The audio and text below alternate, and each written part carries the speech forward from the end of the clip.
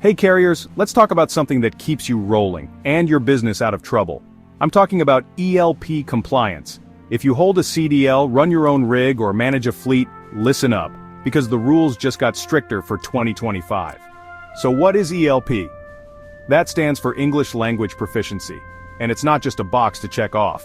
It's a federal requirement, straight from the FMCSA.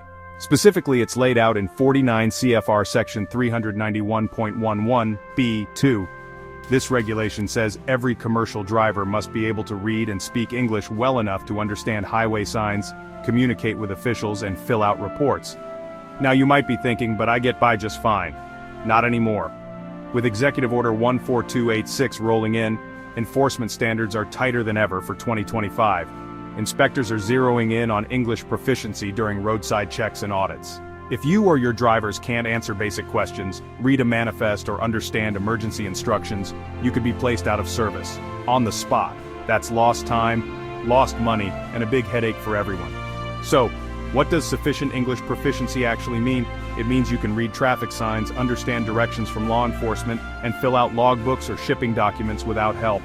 It's not about having perfect grammar or a fancy accent, it's about safety and clear communication on the road.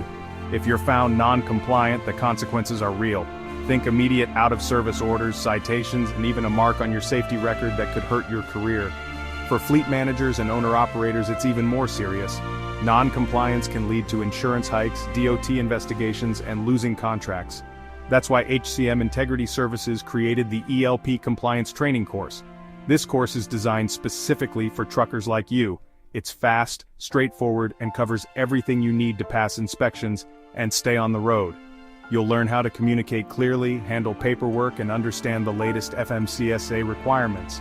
So if you want to avoid fines, shutdowns, and all the headaches that come with non-compliance, check out the HCM Integrity ELP training.